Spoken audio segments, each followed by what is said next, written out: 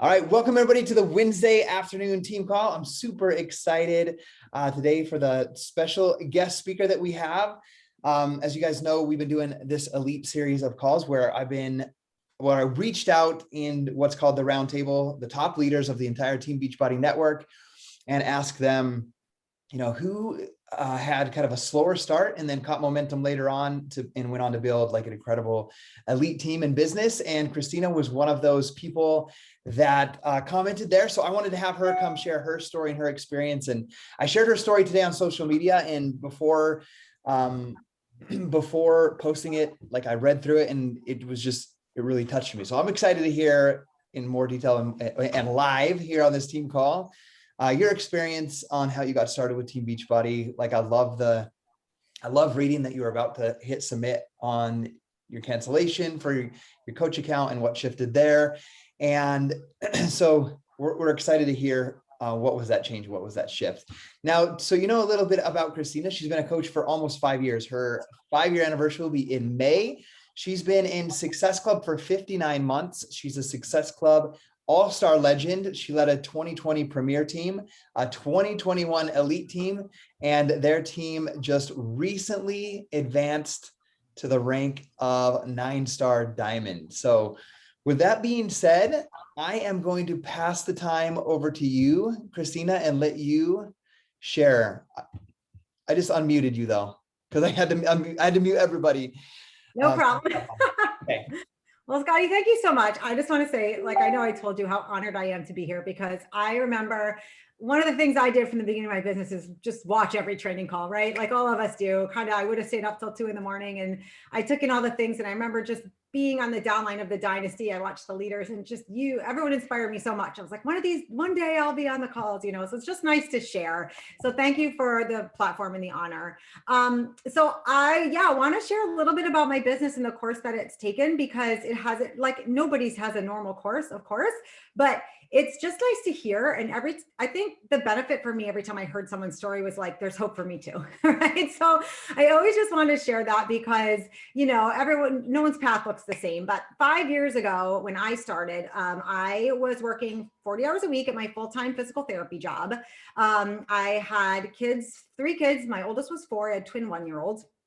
And my career was with geriatrics. I love geriatrics. I have such a soft heart for the elderly population. And what really kind of got me into then like group fitness and things, because I was also teaching group fitness at a gym, was conversations I was having with my patients. And they would say, we only wish that we knew to take care of ourselves back in the day the way you guys know now. And it was like this light bulb moment, be like, yeah, we know, but who's doing it? Like even I, through college, like to get a healthcare degree, wasn't doing it. So I was like, you know what? I saw people have a harder time recovering from strokes and hip replacements. I saw people that had heart attacks and lifestyle diseases. And I was like, I don't want that to be me.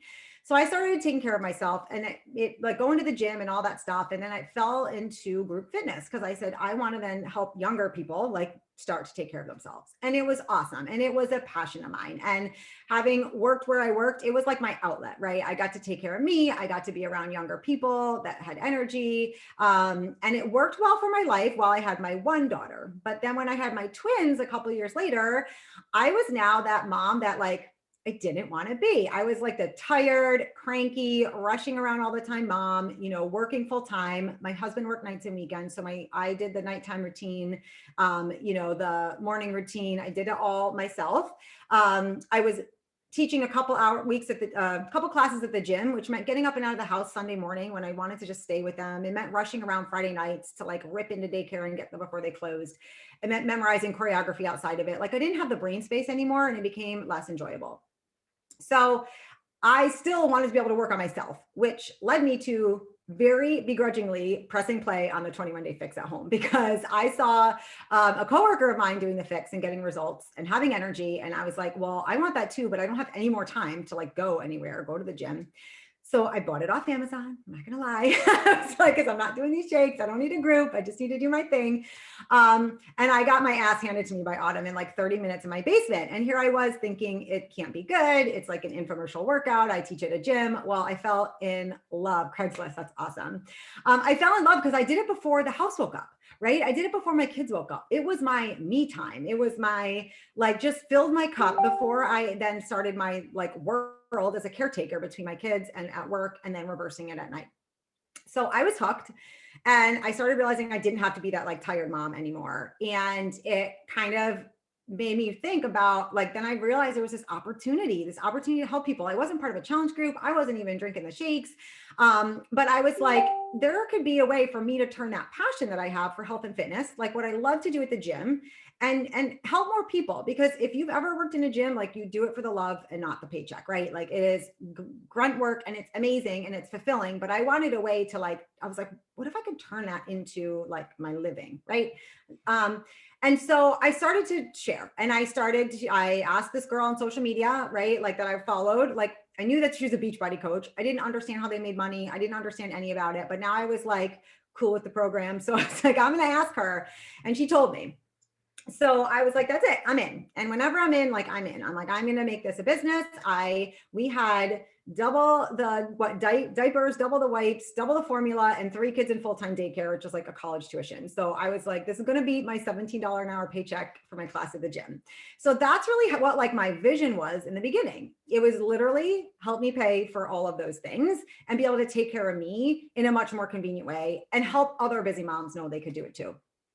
And so that's how it started. And slowly I started to earn enough income that I was like, I don't think I need that gym job anymore. Right. So it freed up some time. And I was like, this is amazing. I'm more relaxed. I'm not memorizing things. I just get to do me and enjoy it and inspire people. And then my wheels got spinning, because never in my life had I thought I have a career. Like, I have a career. This is going to be a side thing. And one of the things that pained me so much in the morning was literally having to, like, rush my kids out the door. I had to be at work at 7:30. I would wake them up from a sound sleep. I would have to, like, literally, if I said, come on, mommy's got to go, like 20 times a morning, that was minimum. I was packing their breakfast and, like, swinging into daycare and putting it on a table. And, like, I would get frustrated if they wanted an extra hug, before I walked out the door, because I was like, mommy's going to be late. And I would, like, rip into work and just punch in on time. And it's like, then I would get there and be like, oh.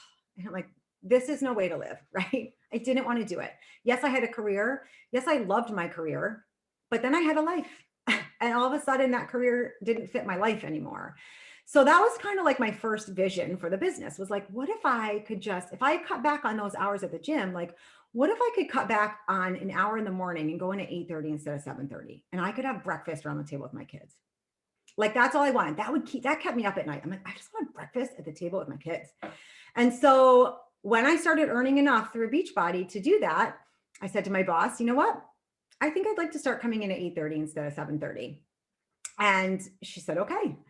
And I remember the first day I had breakfast around the table with my kids, and you would have thought I hit the lottery. I was like so happy. My life was made. And then my wheels got spinning again. And I said, okay, well, what if then, instead of having to, like, stay up late, work till 4:30, get them up, dinner, bath, bed, and then put up some extra time after that, what if I could cut back on my hours, and, like, before they got home from, daycare, I could work then. And so I said to my boss a little while later, you know what? I think I'd like to work 8:30 to 2:30 and not 4.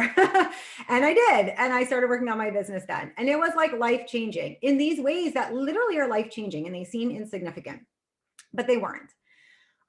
But what I really came to find about a year into my business was that, like I said in my post, this opportunity was put in a year before I knew that I needed it, because those things were awesome for my life. But 13 months into my business, I hit diamond, I think, at like 9 months, which I thought, back then was like, ooh, now people are hitting it in like a week, which is amazing. But I was like, I got my success starter ticket. I had my plane ticket to Summit. I was like ready to build a business. Like, here we go 1 star, here we go 2 star. And like 2 days before Summit, I got a phone call when I was at work that my sister was in the hospital. She had been having some random issues we thought were GI issues, and they found a whole lot of cancer in her stomach. And my sister is, try and say this without crying, like my other half. Like, I love my husband, but I plan on growing old in the nursing home with my sister, because I worked there. I was like, she'll be my roommate. We are so close. We're like twins. And my whole world, like, stopped. I was crying so physically hard that I remember my boss saying, like, can you even drive to the hospital? Like, because it was like, we need to start treating her now. Like, you're admitted to the hospital or your life might be taken.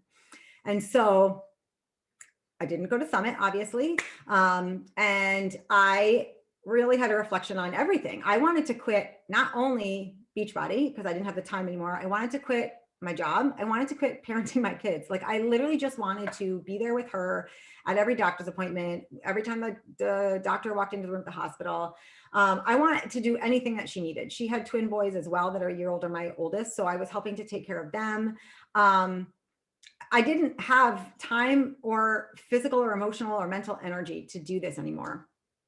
And I remember, like I said, sitting there and about to cancel my coach business. I remember saying like, what's got to go? I can't stop parenting. I can't stop my full-time job. We need benefits. You know, I need the paycheck. Beachbody could go. And I sat there and I toggled with the decision for so long. But what I used to wake up for in the morning was this, right? It was for my workouts. It was to check into my accountability group. It was my happy place. And when, you know, we have like a family in my community, and the people that were there for me the most when they found out what was going on in my life, and they were the ones lifting me up. And I was like, you know what? This is my happy place. And if there's ever a time in my life where I need the happy place, this is it. So I had to shift my mindset from kind of like pedal to the metal, foot on the gas, to it's got to be taken off. But I remember thinking like, there'll be another side to this turmoil right now. And on the other side, I still want to have this in my life. And so that is the one thing that kept me from canceling my account. And I am a Enneagram 3, like recovering, like perfectionist, do it right.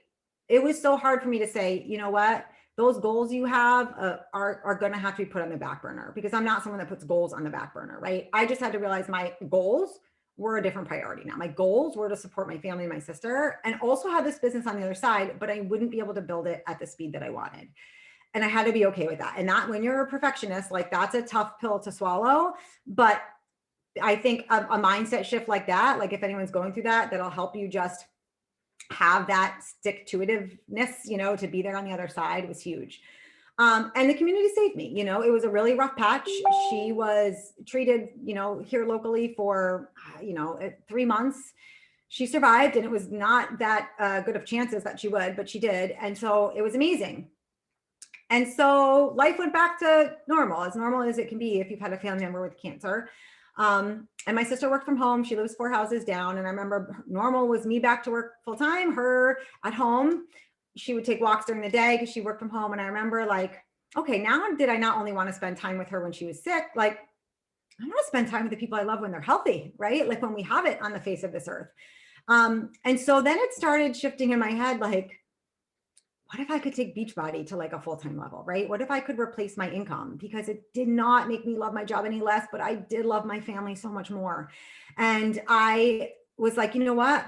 I want to make this big because I want to be able to do the things I love with the people that I love, not only when they're sick or not feeling good, but like when life is good, because that's what life is. It's not punching the clock every day. And that was something I just thought was normal. You know, you get a career, you punch in, you punch out, and you ask for time off. That was normal. But all of a sudden I had this like glimmer of hope in my life because I had Beachbody, that doesn't have to be normal, right? Life doesn't have to mean punching a clock and asking for time off.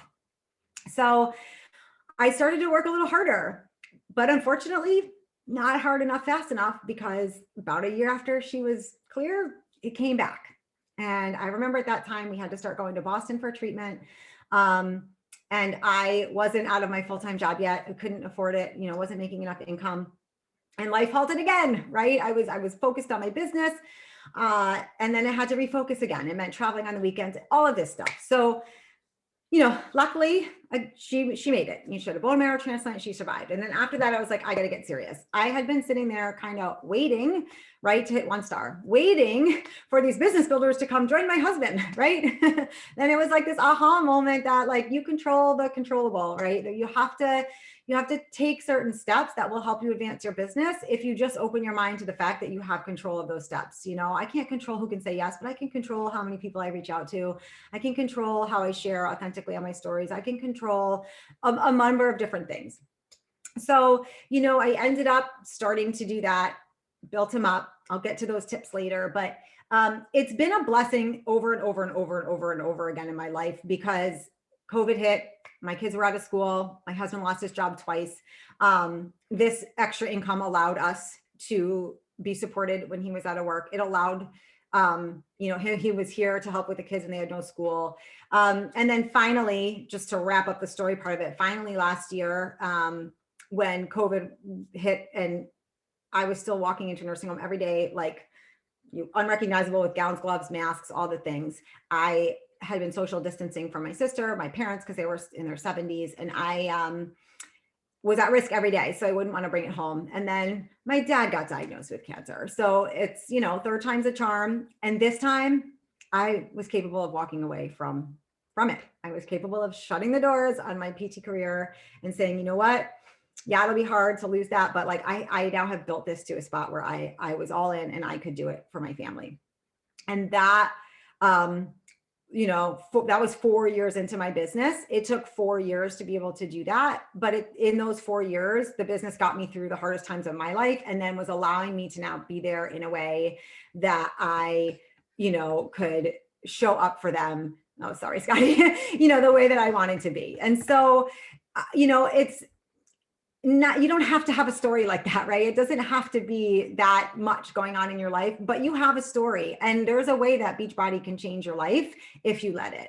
So, I know I'm going to share a few of those shifts in momentum and the mindset stuff that really helped me stay present and then take this business to the next level, like, at different speeds as I went.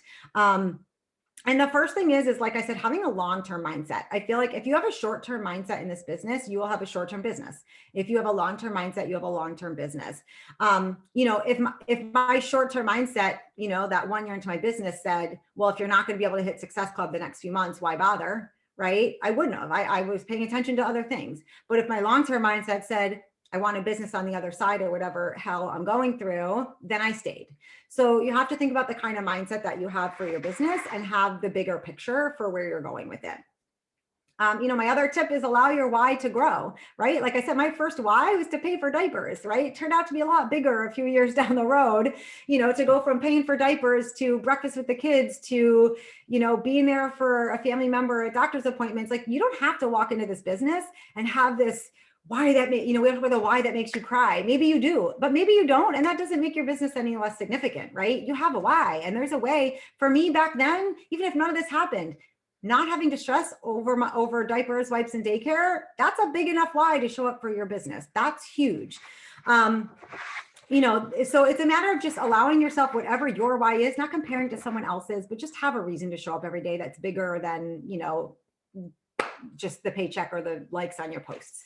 And then my next tip for like just growing as a leader, because I did that intermittently, obviously, as we came, is stay in your own lane. I remember thinking every time I would watch like a national wake up call, and I remember like there was some person that retired. We have so many teachers retired from their teaching career and talking about their like lesson plans basically for their team, like onboarding processes. And I was like, well, hell, come from healthcare. I know a lesson plan. Like, I don't know how to teach anyone anything, but I knew how to care about people and like want to make them better. And so I had to turn my blinders on and say, if you're going to lead, you're going to lead your way. And so what did I do? I mean, I had my upline bowed out quite a while ago. So I didn't, and I was nervous about that, but it turned out to be the biggest blessing because I had to step up in my own version of leadership. So, what did I do? I started reading PD books on leadership. I dove into John Maxwell. I dove into like anything I could that seemed to have the kind of feeling that I wanted as a leader. I didn't feel like I had to bring on 20 new coaches a month because I wasn't doing that. I dug into my downline and I said, who are the people that are here, that are showing up, that are giving me that inkling of like they want it? And let me see if they'll come along with me. So I remember, I sat at Diamond for 2 years. I sat at One Star for a long time with just my husband. Maybe that was into year 3. And then in year 3, I reached down to like 5 people in my downline that were like, some of them were held just like discount, but they showed up like the product of the product, like you wouldn't believe.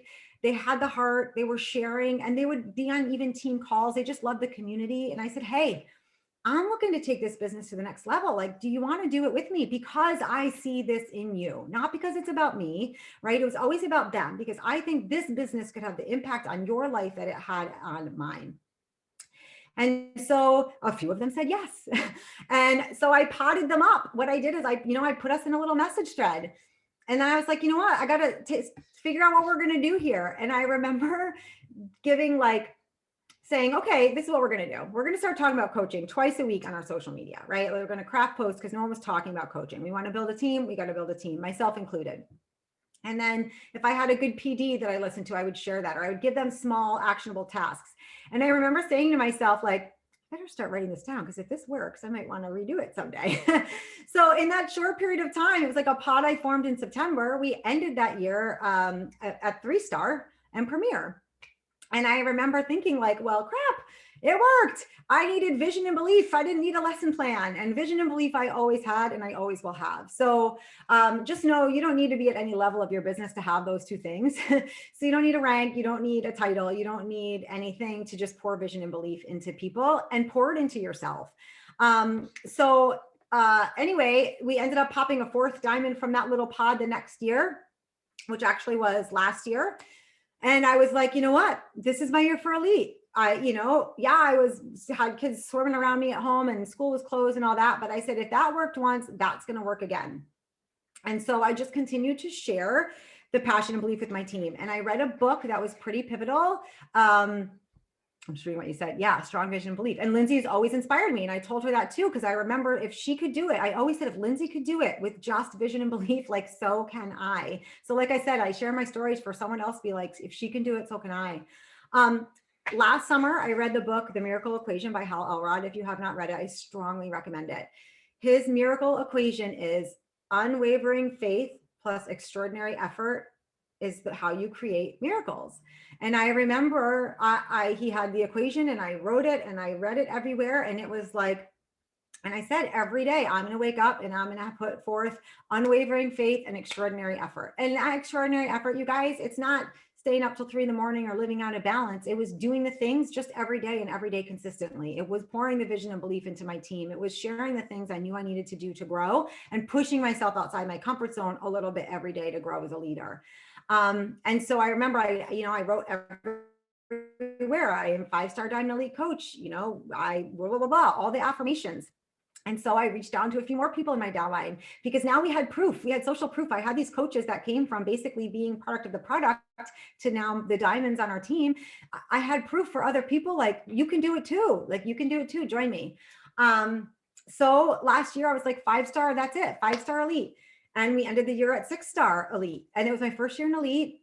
And it was first year past 5-star. And it was amazing, not because of the title, but again, because of what it did for my life, right? It allowed me to be home with my family, earning a little bit more income by helping other people change their lives, by supporting our family while my husband was out of work. So it's not the title, it's what that means for your life at the title.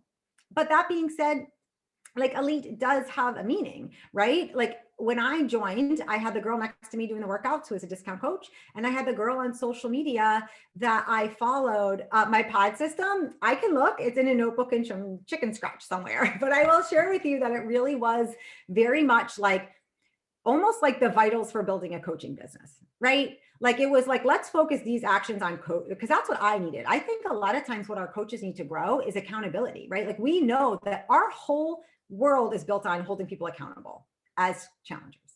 Yet sometimes we think coaches should just take it and run. And I get it, because that would be awesome, but that's not how it works. They need accountability too.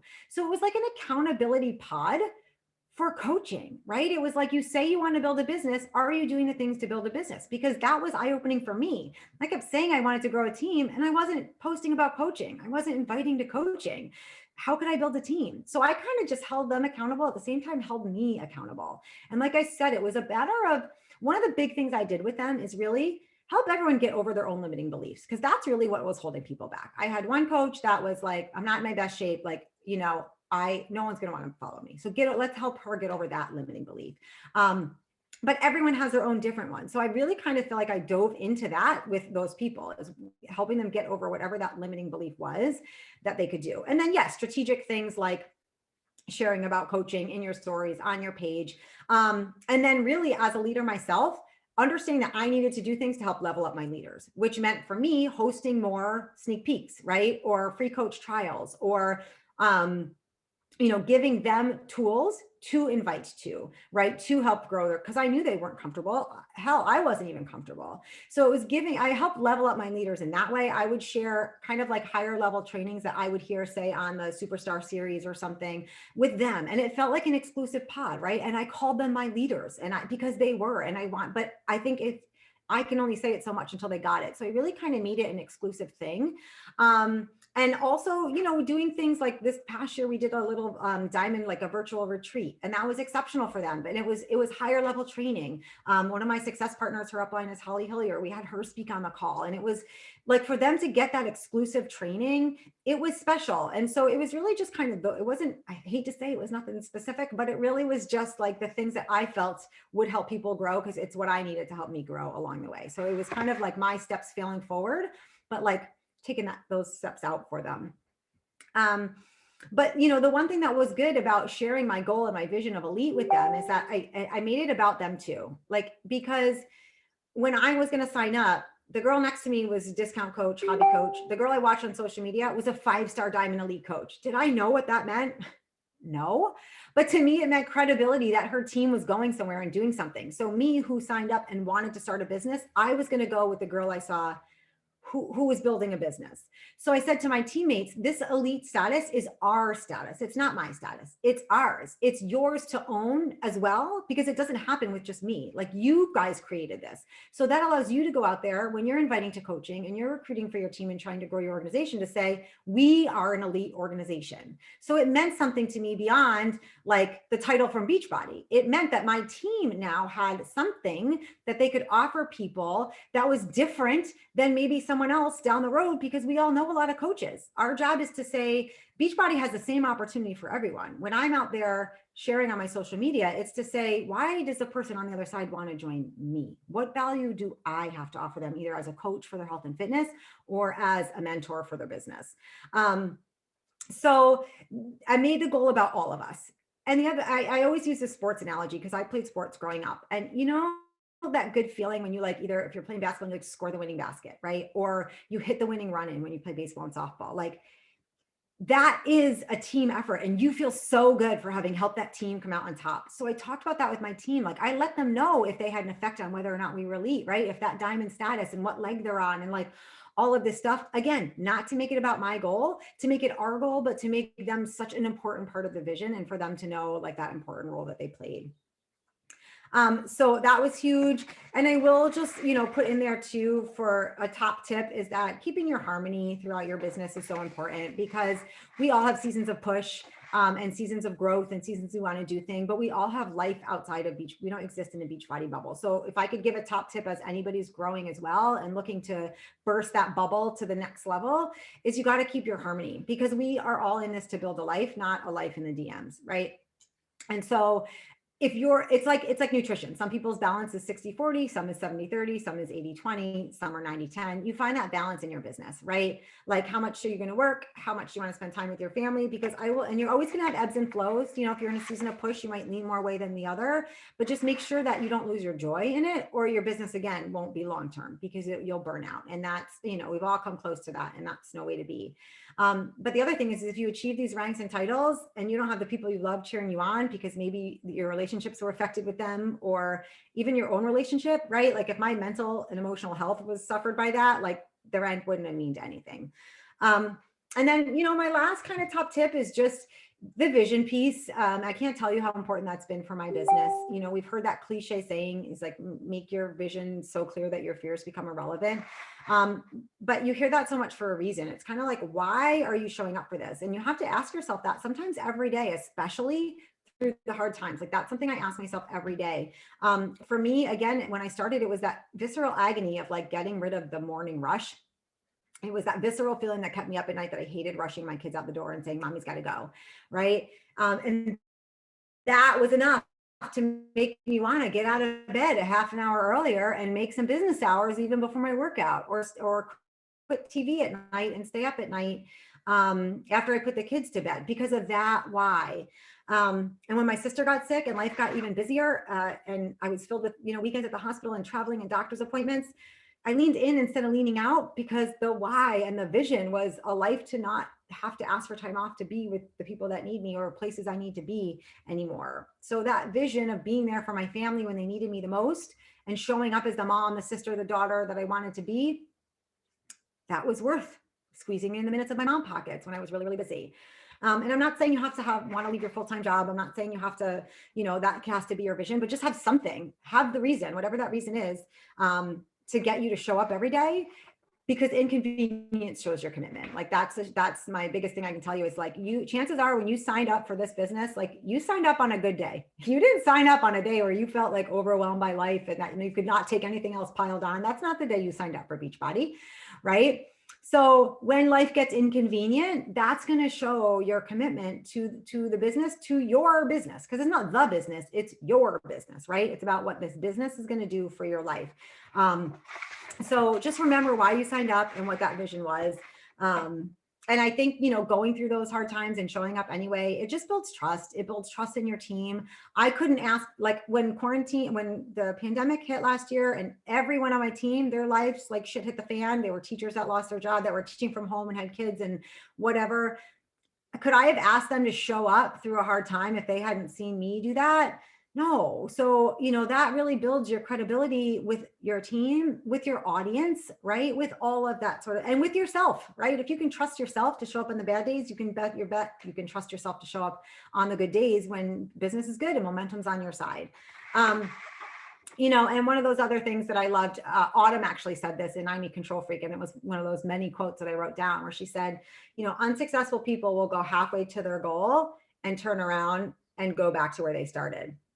Where successful people will start and they'll just keep going and they'll get to that end goal. And so they both take the same amount of steps. It's just that one keeps going in the forward direction. So that's all I did with my business. I just kept taking my steps in the forward direction. I just said, just show up every day and do something to move your business forward. It's kind of what got me sitting here today. So 5 years later, home in the middle of the day, I actually had to cart my kids off, so I could have time to do the call, and life is good. Took a walk with my sister earlier. Like it just,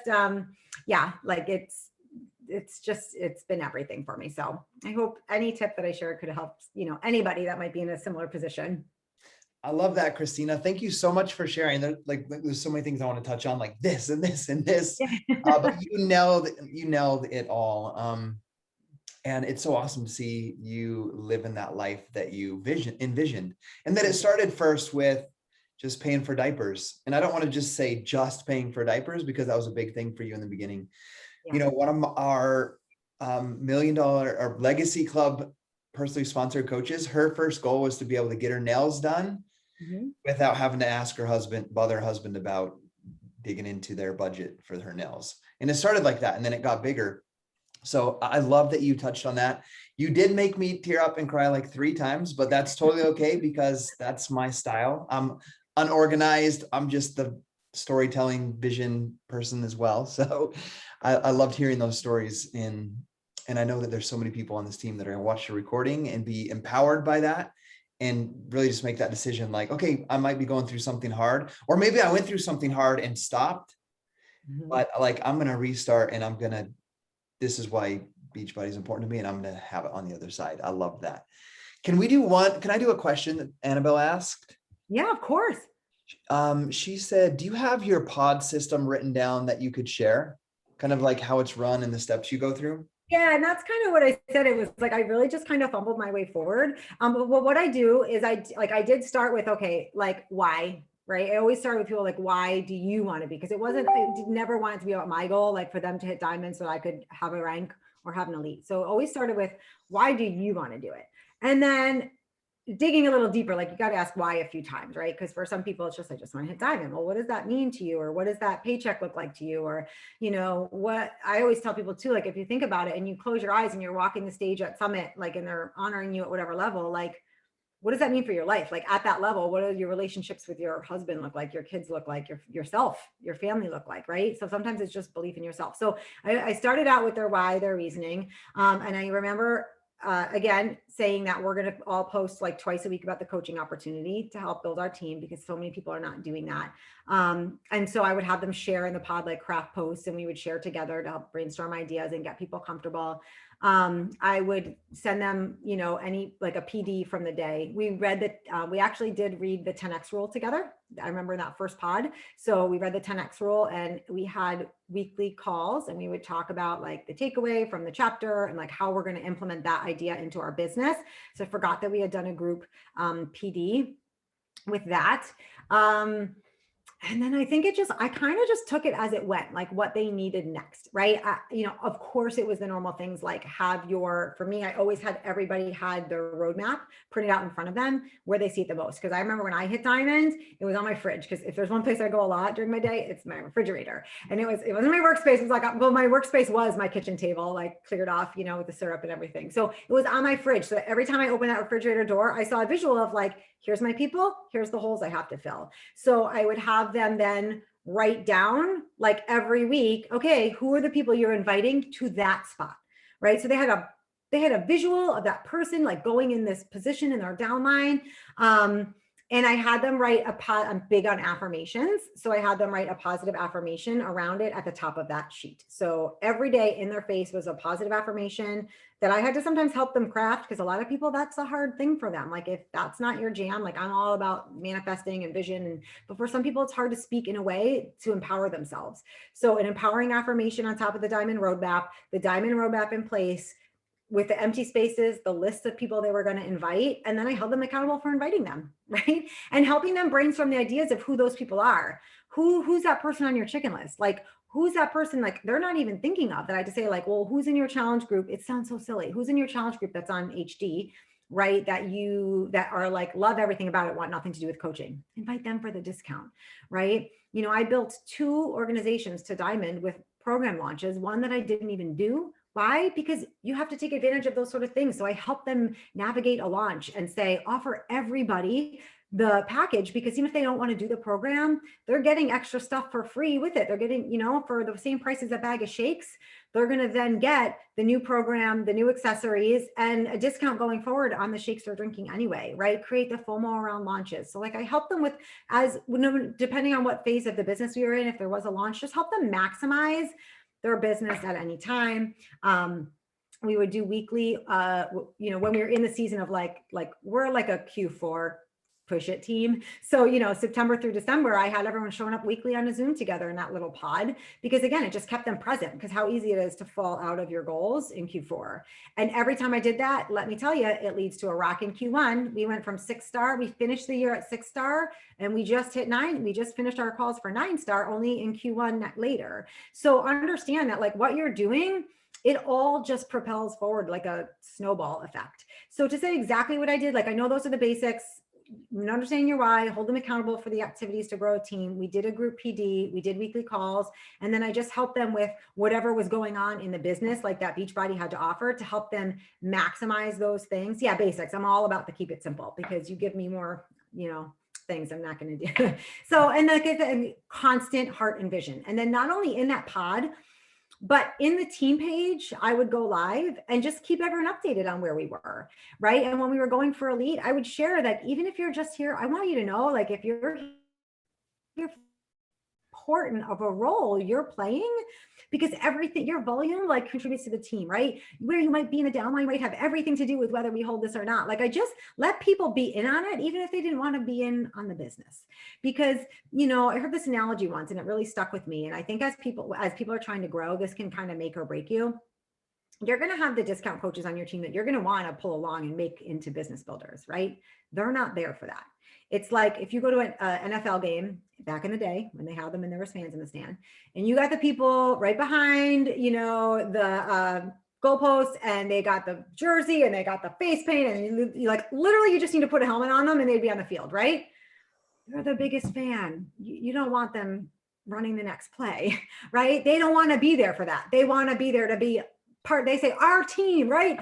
We won. They leave and they're like, we did this. They're not on the team, but in their heart they are. They're a we. You might have discount coaches on your team that are like that. So, if you're trying to build, I think it's an important line to kind of delineate who are the diehard fans that's what they want to be versus who are the people that want to grow. And the only way to do that is literally to ask them. Don't assume they are or they aren't.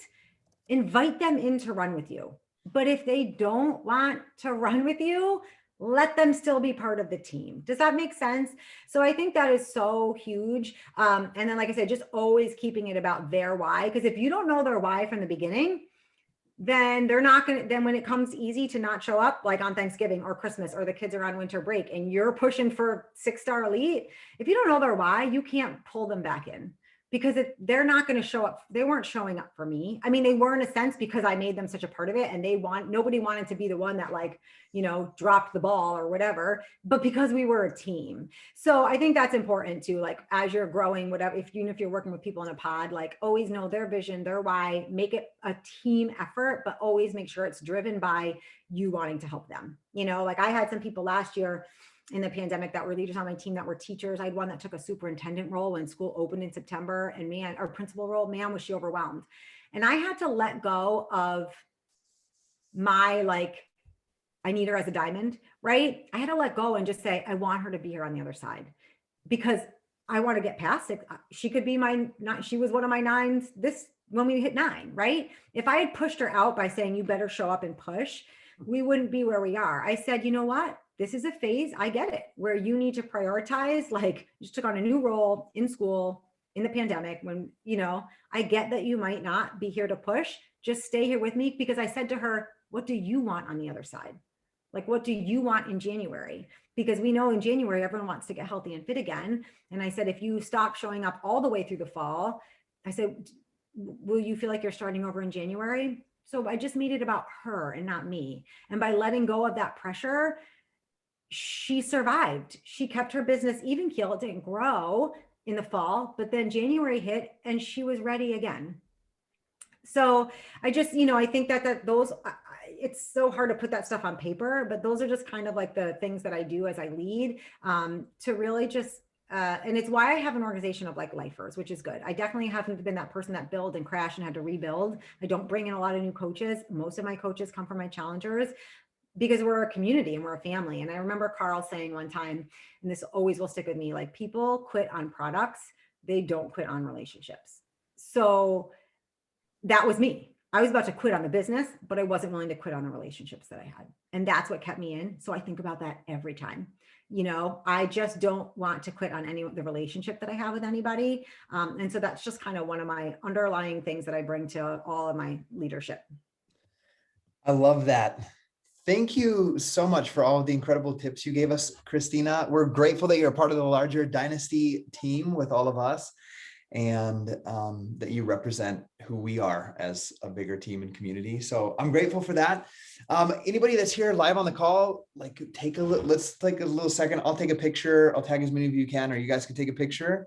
And I want you guys to go on and, like, this is a great opportunity for you to share about the business. Christina talked a little bit about sharing the business. Share that you're on a training. Share some of Christina's story, because she's a part of this bigger team, and share what she went through, because maybe it might inspire somebody, one of your current coaches, one of your customers, one of your prospects. And so use that opportunity and tag Christina also on her social media. Give her some love and shout out for what she's doing. So let me take a picture. I'm on selfie mode here. Okay, there we go. 1, 2, 3.